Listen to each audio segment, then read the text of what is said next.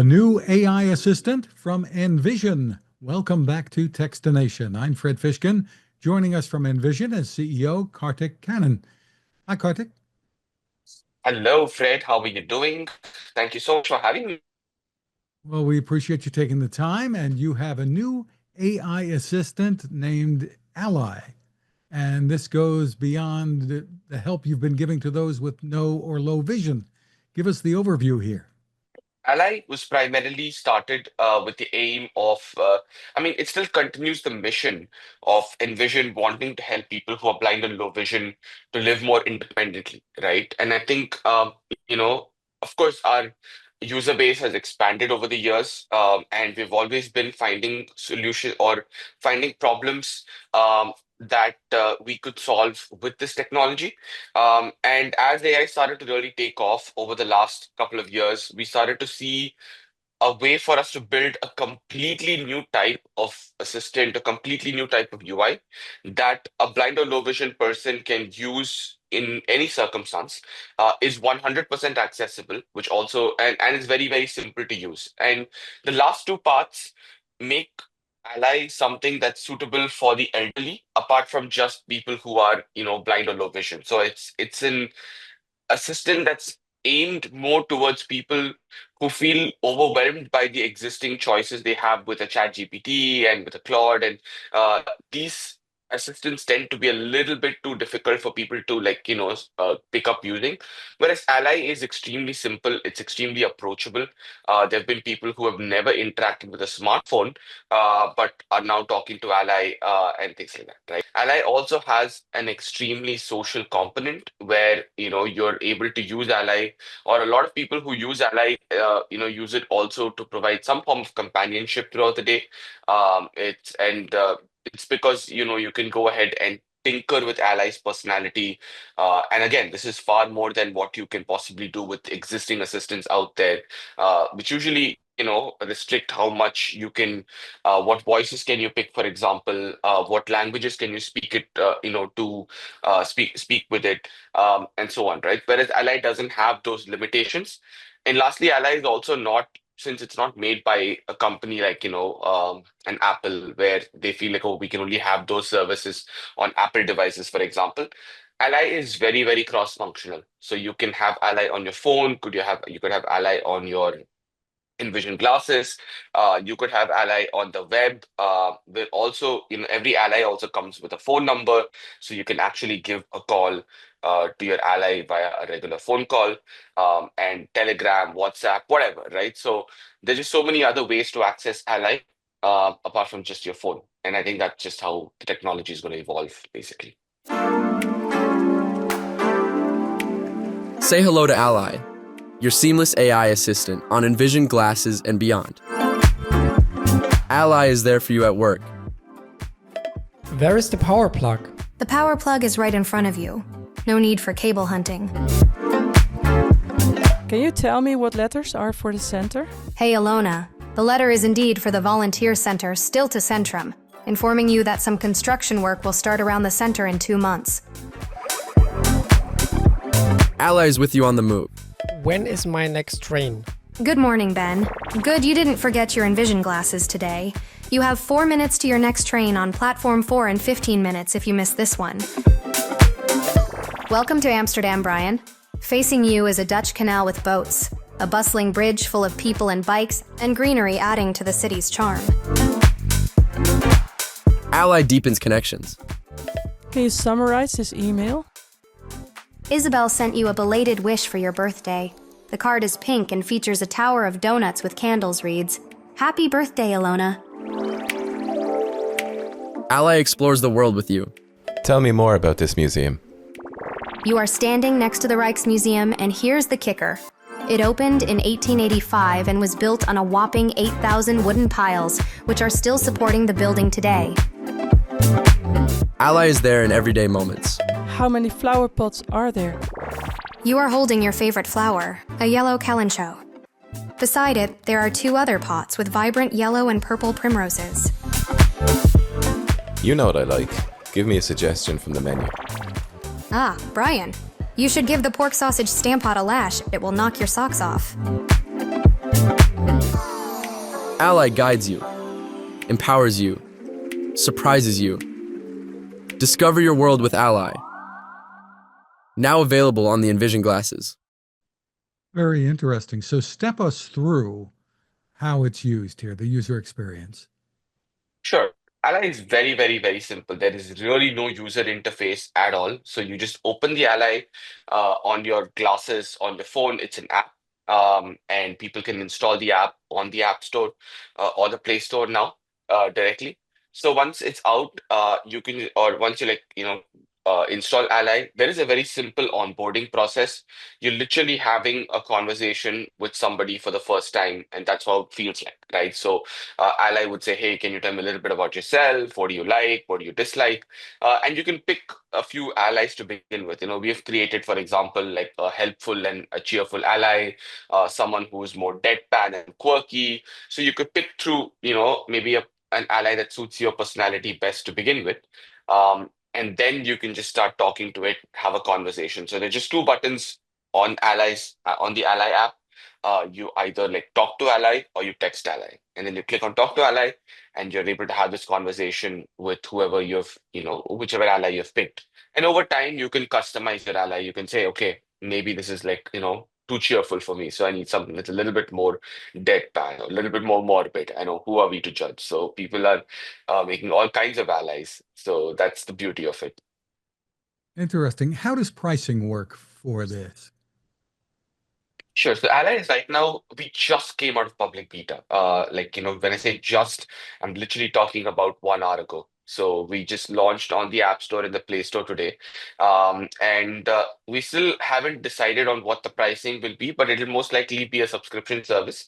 The aim here with Ally is to try and impact as many lives as possible, because we do see this technology rapidly maturing and dropping in price, and it's able to do a lot more than we thought we did. So our initial expectations from Ally is to like just make it available for people to use, really see on what use cases we can tackle together, and which ones are like, and then eventually move on to a pricing model that we can charge end customers. So that is still not decided as we speak.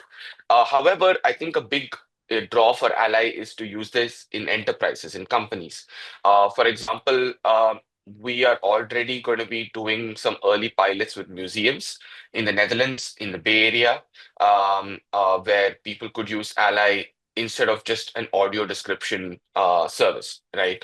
So you could just install Ally on your phone, walk into a museum, and then just point at a particular piece of, artwork and say, hey, can you describe this for me? And we work with the museums to be able to create descriptions of their exhibits, and Ally is able to identify exhibits and give you a description accordingly, right? So those are some of the use cases that we're going after. And my guess is a lot of the revenue, the monetary value would probably get unlocked by these organizations wanting to make, or wanting to work with Ally.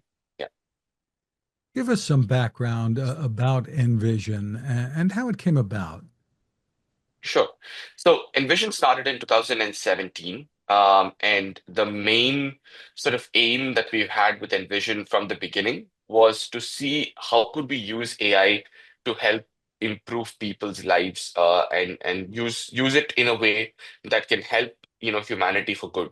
Um, and around that time, when AI was starting to get really hot, and this was 2017-18, when I mean, it was getting hot in the sense people were starting to wake up to the realization that there is this new technology that we had long dreamed of that is now starting to slowly become as good as humans in many aspects of life, right? So when in 2016, AI for the first time beat humans when it came to recognizing text. AI started to beat humans when it came to recognizing faces. So there was a lot of that stuff that was happening in the AI space, and so that's sort of began. And I got to a blind school in India to talk to kids about what it is to be an engineer, a designer. A lot of things came together, and at some point we realized that there is this piece of technology, and there is an audience out there that would really would benefit from having this technology in their hands. And so that's when Envision started. We started to build a very, very basic prototype app back in 2016. We launched it in 2017, and we thought it's a project that people would kind of be fascinated with for 2 weeks, and be done with it. But we're here 8 years later, so maybe we're doing something right, and the community has just been super kind to us. And you've made use of Google Glass, that technology. Tell me about that. And I don't think they're making them now, or maybe they are. Tell me what you're doing with the glass. Sure. So with the glasses, in 2019, Google gave us the Google Play Award for the best accessibility experience on Android. Um, and we realized when we were speaking to folks at Google, like, we've been always big proponents of smart glasses. In fact, the very first version of Envision, when I go back and look at this presentation that we made, it was built for smart glasses. And at that time, in 2017, it was, depending on who you asked, they would have told us we were crazy or, stupid, right?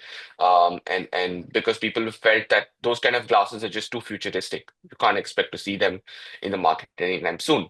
A couple of years later, Google told us about these glasses that they're working on, and we felt it was the right fit. But the only thing is that they said you can't use it to sell this to end customers.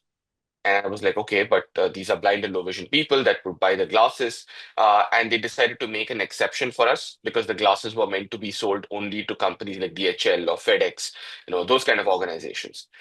Um, and yeah, eventually what happened was we put out software onto Google Glasses, and that became the Envision Glasses. And today, Envision Glasses has thousands of people across the world using them in their daily life to read text, to recognize faces, objects, and so much more. And the glasses have now taken a new lease of life because they are the ideal form factor for experiencing Ally. When you put on a pair of glasses, a pair of talking glasses, and then talk to it and ask it questions and ask it to do things for you, it's so much better as an experience than having to hold a phone in your hand or having to use an external device to do this, right? And yes, Google did stop the glasses in 2023. They stopped producing the glasses, but Google has always made an exception for Envision. We have enough stock to be able to last us until the next great smart glasses hardware comes around, which, to be honest, it's still not there yet. A lot of people like to claim X or Y or Z. I think they're all great options, but there's no real smart glasses out there that developers can build on top of, you know. So it's almost like as if, there is this beautiful fertile land, but then you can't go and farm there because, the guys who like, who own the land basically think that, yeah, only they could build on top of it, or it's going to take some time before we get, give people access to the platform, right? So it's still the best hardware out there. So the Envision Glasses hardware is something that we still sell actively, and we'll continue to sell that in the foreseeable future. And also the updates, no matter what new hardware comes out and what new hardware we might move on to, the Envision Glasses will always be a priority for Envision, the hardware itself. And we have enough in the roadmap for the next year, at least, and beyond, to be able to support all the Envision glasses and to continue to push updates, right? We've pushed, like dozens of updates after Google discontinued the glasses officially. So we're still going strong. We still have a lot more to offer on the hardware, and we're just going to keep working on it. Yeah. Just terrific. And to be clear, you don't need the glasses to be able to use your new tool, Ally tool. Yeah. Yeah, you don't need it. You don't need the glasses to use Ally. It can be installed on your phone. It can even be used on the web. So that's also there. And you don't need to install an app for using it on the web. You don't even need to sign in. You can just, the beauty of Ally is you can just download it on your phone and then have your first conversation and get stuff done, or just talk to Ally in like 30 seconds. so you don't have to go through an elaborate process of like, oh, give me your email, put in this, put in that, unless, you want to do things like saving an ally so that you can open the ally that you created on your phone. If you want to open that on the web or you want to use that on the glasses, that's when you have to create an account with Envision, and that's it. Yeah. And you're showing this at a conference, I understand? Yes. So, to your listeners, we're actually going to be there at the CSUN conference in LA next week. We're super excited because we've actually created a much needed tool for everyone who's going to CSUN, and that is the Ally, CSUN Ally. So, if you go to csun.ally.me,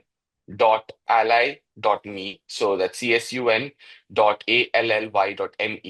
you can actually access an ally that knows everything about CSUN. So you can basically go into CSUN and you can say, "Hey, can you tell me what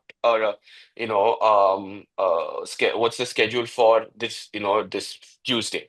And the ally would basically tell you, "Hey, these are the talks that are happening," or you could be like, "Hey, when does happy hour start?" And ally could go ahead and tell you about it. And ally even knows things to do around CSUN. So you could say, "Hey, where can I grab lunch at CSUN, and I need to be back in like 5 minutes after lunch, right? So pick some restaurant in like a 5 minute distance, and Ally would actually do that for you because it knows that information as well. So if you're going to CSUN next week, you should definitely try out the CSUN Ally.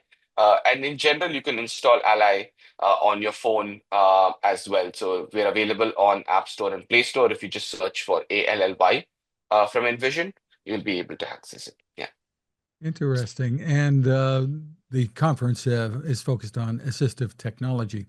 Tell me the story, Karthik, if you don't mind, why you chose this field to Yeah. go into. Why do you have this focus? I think it comes from a very deep place of wanting to build something that can bring people onto a level playing field. I think a lot of the themes in my life have been around getting access to tools, that might have otherwise been out of access for me, and that put me on some kind of a level playing field with my peers, right? When we first had access to internet at home, or when we first had access, when I got access to my first, GPU when I was at NVIDIA, or there were umpteen instances in my life where just having access to tools uh, that really advanced tools have often put me on a platform or on a pedestal that my peers also have. And I think that's one aspect of it. But deep down, I do think that AI can make tremendous impact in accessibility. I think AI's biggest impact can be in the accessibility space. When we spoke to the kids in high school about what it is to be an engineer and designer, the key question that I asked them at that time was, what kind of problems would they like to solve when they grow up? And when you ask high school kids what kind of problems would they like to solve when they grow up and become adults, you know, um, most of them are very cheerful, optimistic answers, right? Like some people say, I want to go and build a colony on Mars. Like my nephew said he wanted to build a time travel machine, so he could go back to being younger. I mean, he was 12 already. I'm like, how much more younger do you want to get? But yeah, that's how people are, right? Really, really imaginative. But when I ask these kids what kind of problems would they like to solve when they grew up, the answers were more, I would say, like pedestrian. It was like, oh, I want to live independently. I want to go out independently. What if I'm able to, like, one day take public transport all by myself? If I just know that it's a sunny day outside, why should I just have to like spend so much time traveling when all you guys have to do is just walk out of the door, take, a bus or a train to the park, and then spend time there, experiencing the sun, right? And I think those are the kind of things that that really kind of put me or made me realize that there are huge groups of people in the world for whom they will spend an enormous energy of a time of their lives just trying to do some of the most basic things that we take for granted. And here is this technology that doesn't expect the world of a blind or a low vision person to change around them, but it simply offers a bridge between the visual world and the world of someone who's blind or low vision, right? So I think that is the reason why we continue, or we started Envision. And why we continued Envision is when we executed on this idea, we realized it's touching people's lives much more than what we imagined it to be. We thought it's a gimmick, or I thought, for example, like, oh, I mean, AI for people who are blind or low vision. I mean, who's even out there using this stuff?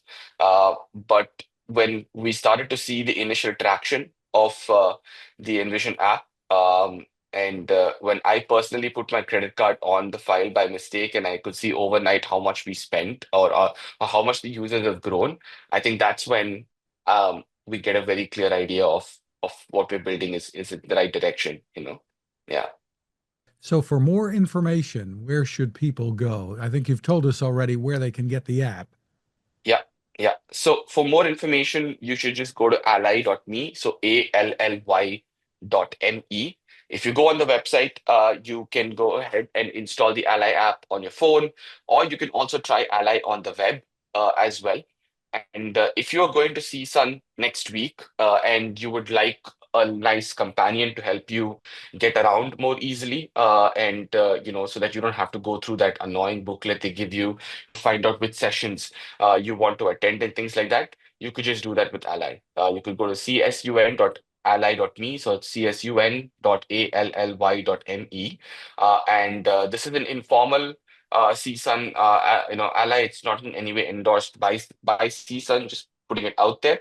But it's an extremely helpful tool that knows everything about CSUN, and who's talking there and what is happening and so on. So you could use it to get around, and yeah, very, very excited to see what people are going to do with it. Terrific. Karthik Kannan, thank you so much for spending time with us. Thank you so much for having me over, friend.